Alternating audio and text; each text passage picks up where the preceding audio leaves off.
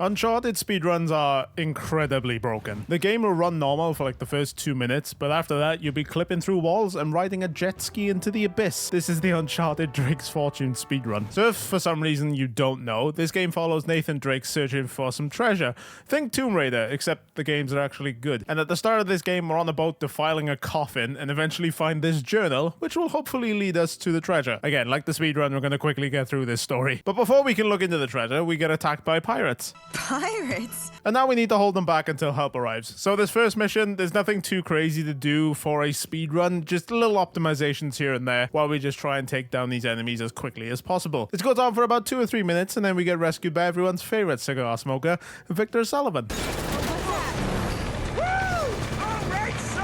Now on to chapter 2. This is where we're going to have some fun. The first minute of this chapter is completely fine, though you will notice my movement is just me jumping just because it's the fastest sort of idle walk that you can do. And it's all going fine until we reach this section. Now, I'm going to show you my failed attempts at doing this damn strat, and for the life of me, I just couldn't do it. Every other practice run I've done, I've done it. And I just want to give a massive shout out to the runner Rocky. He has an amazing speedrun guide for this game on his channel. So if you're interested in running this game, go check him out. I'll have his link in the description. Fun fact, he also holds the world record for the launches category for this game. What's that? What's the launches category? Yeah, I told you this game was broken. But after we've rolled up that mountain, we push over this rock and that lets us advance through to this section. We shoot this explosive and that lowers this pillar down so now we can cross. And while crossing this, you'll notice that I'm shooting the floor. Basically, Nate, when he walks either up a slope or up or down some stairs, he tends to walk a little bit slower, but if you shoot while he walks, he ends up doing this little run, making it a lot faster. And now we get to our first wall clip of the run. Basically, you can line Nate's shoulder up against the wall, and it has to be his left shoulder, very important, and you can constantly go in and out of aiming. Doing so, it clips Nate through the wall, and we'll be doing this a lot. It really does break this game, unless I'm doing it wrong like here. Some of these clips are a lot more annoying than others, and this one I always end up having some trouble with. It's just really finicky. Also, with this clip, once you get through it, you need to very quickly do a jump, otherwise Nate just falls into the void and dies. What's supposed to happen is Nate will fall and yell, but you'll quickly end up in some water, and now you can progress.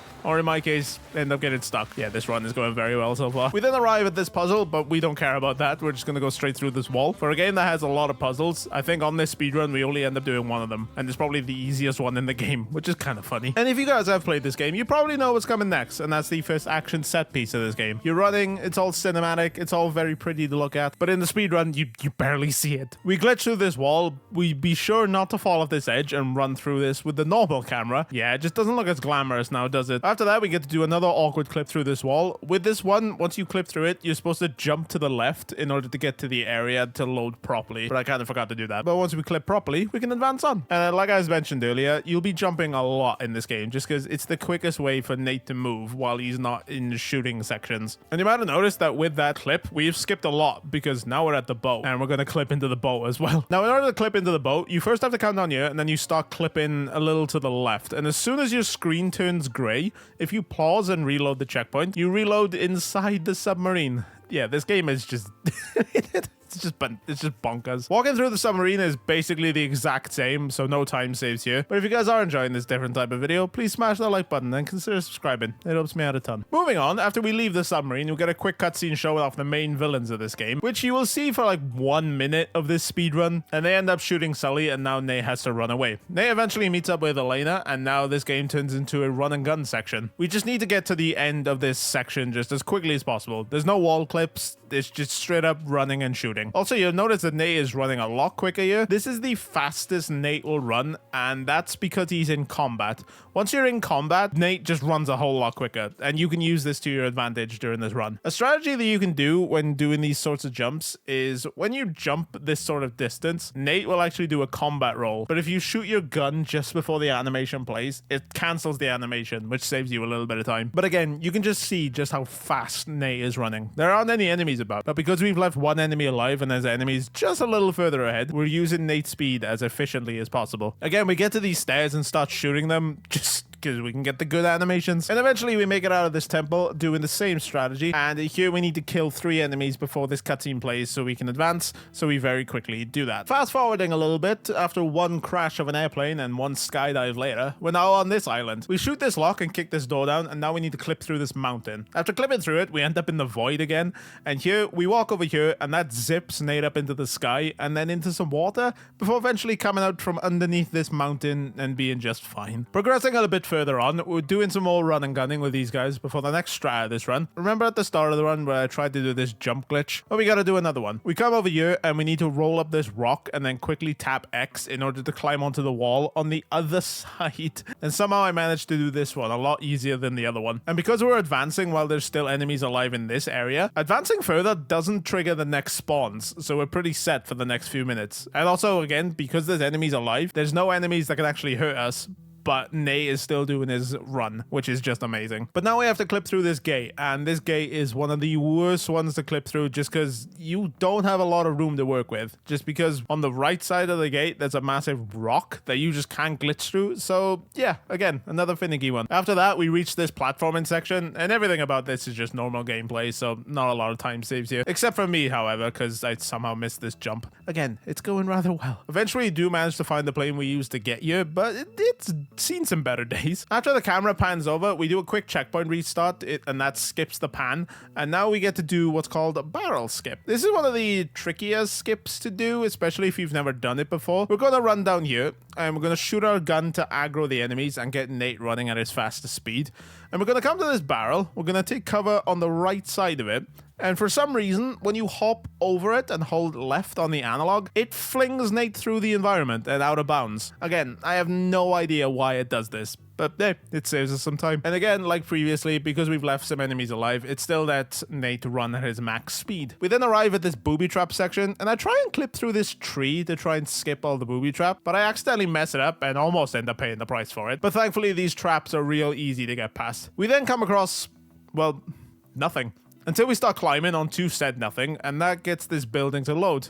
We do more of this climbing, and then we finally reach the top. We need to clip through a few more doors, and getting shot at while trying to clip through this just adds that little bit more suspense. Also, I will be launching my Twitch channel once again, where I'll be doing a lot more of these speedruns. So if you guys want to come follow me, my link's in the description. Then we arrive at this water room. Again, I have such horror stories about this room on my brutal run, but on the speed run, it's just so easy. We clip through this gate, but then we have to clip back through it in order to activate a trigger before we can then actually raise the gate. And then we need to turn both of these gears in order to raise the water to leave. Now, there is a run by the world record holder for this category, and that's a Panzerdeer, who clips through this wall and then manages to jump to the second gear and is able to completely skip the first gear. And I tried this so many times, but I just couldn't pull this off. And after leaving that room and doing our favorite strategy of shooting the stairs, we again need to clip through this wall, and this is just another one of those tricky clips, as with previous clips, once you clip through a wall, you can obviously just advance through it. However, with this one, if I freeze it here, you notice that there's a little gap here. Just remember to jump once you've clipped through it, otherwise you're just gonna fall through the void. After that, a few more clips through these gates. Take a shot every time I say the word clip. And after going through this gate, we then get to pick up this AK-47. This is important, believe it or not, as we really need some bullets for the next section, and also, for some reason, picking up this gun gives us a checkpoint.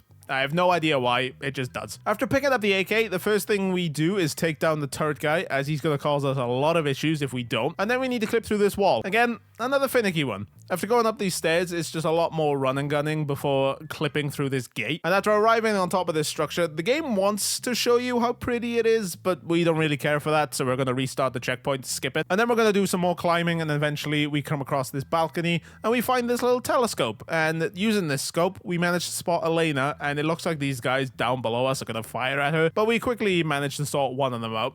I say one of them because the other one takes us down in what is probably the most choppiest scene I've seen in this game. And after everything we've seen so far in this video, that's definitely saying something. Now in the next cutscene, we meet this guy named Eddie, and Elena eventually frees us. And now this is just an on-rail section on this turret. There's literally nothing you can do here, so it's effectively just chill for the most part. You literally can't make this go any faster. You can definitely make it go slower, however, if you forget where the trigger is in order to restart checkpoint like I did. But after that chase, we get cornered, so of course the best thing to do just reverse off the side of the cliff. After landing in the water, we need to wait to be able to take control of Nate, and then once we restart the checkpoint, this puts us on land a little bit quicker. After that, we're going to shoot this wall as that starts the encounter with the enemies in the next room, and that lets us run a little bit quicker. And then we're going to clip into this wall, and this eventually gets us towards the jet ski after going through these invisible walls. And after getting on the jet ski, nothing is different for this in the first minute. We just need to get past it as quickly as possible. But then after we hit this ramp, this is one of the harder glitches in Out of Bounds to do. Again, I think I practiced this strat for a good like 2-3 hours the other day, just trying to get it down, and I still can't do it properly. The basic premise is you ride this jet ski up onto this debris, and then you go into photo mode and pull the camera all the way back so that the world around you stops being visible. Then you come out of said photo mode, and then you have to go back into it straight away and wait until the world flashes, and then once it flashes, then you just come out of photo mode, you start falling, and you hit this invisible water. And this is where I mess it up a little bit. You need to maneuver these invisible areas in order to eventually hit this spot. And then once you hit this spot, you then need to drive your jet ski this way for a little bit of time. And again, to me, it's just a guessing game. I imagine hardcore speedrunners of this game know when to stop. But for me, it's just luck. And eventually, the world will start falling on you, and you'll notice like little wave animations. And then all of a sudden, you've jumped from chapter 8 to chapter 12. Again, this took me so many times on this run. I was thinking about restarting, but I just wanted to finish a run just so I can say that I finished a run. But this is easily the hardest trick for me in the game currently, but it's also the most rewarding. Like, we've just skipped 3 chapters. After finishing up the jet ski section, we start chapter 13. The start of it is quite normal until we reach this section. Again, we need to clip through this wall, but it's the next clip where I really need to explain. So here, we need to clip through this wall. However, the other side just hasn't loaded. So you need to clip through the wall, and again, you need to do the same photo mode trick as before. So you clip through it, you jump, and then you go into photo mode, and that eventually loads the section, so then we can advance. We then need to go touch this door, as that's the trigger for the start of chapter 15. Yeah, we're just flying through these chapters now. At the start of this chapter, we quickly run into this room and complete the first and only puzzle of this run. And doing so opens up this room that hasn't even fully loaded, but thankfully there's a cutscene. And now we're at the start of chapter 16. Now this chapter, again, is normally one big puzzle room, but we're gonna make quick work of it. So again, we clip through this gate, and after that, we take cover in this exact location. You normally can't make this jump, but the collision is a little bit weird on these wooden pieces to where if you hop over it and then do another jump straight after the hop, you can actually reach the platform, and Nate just jumps off of nothing. After that, we get ourselves a firefight, and this one we actually have to finish. So it's just a case of taking these guys down as quickly as possible, and then quickly running up these stairs and rotating this gear while having a shotgun be blasted into our back. Then we run up these stairs, and just as quickly, we're on to the next chapter. Chapter 17 is the first mission with these ghouls. The first wave, you're with Eddie, and you need to kill 15 of these in order to advance. After killing the first 15, Eddie actually gets killed by himself, and now we need to get another 15 killed before Elena finally helps us up. After being helped up, we now have another running section. Here you just need to keep shooting, even if your gun is empty, just because for some reason you run a lot faster while shooting an empty gun. After that, you're on to the next chapter, and again, you're just gonna clip through this gate and definitely not miss the jump 3 damn times before making it. And after making this jump for the first time, we end up in chapter 20. We're very quickly making our way over to this monastery looking building, and we need to clip through this door. Normally there's like 3 or 4 different firefights we need to do before advancing, but clipping through that door and then clipping through this table makes very quick short work of those. And now we're almost done with the game. We need to deal with more of these ghouls and more of these henchmen while running up these stairs, but then we quickly jump to the statue, and just like that, we're on the final chapter of the game. Normally the final chapter can be a little bit of a headache, but we're just going to clip through this blue crate on the left, and that lets us advance into the final section. And here it's just a QTE, and we can call time after the final punch has been landed. And that's Uncharted Drake's Fortune. Again, thank you to Rocky and Panzerdeer for their runs and their tutorials. Please go check them out. They're just amazing runners of this game. And again, if you liked the video, hit that like button and subscribe. Thanks, guys.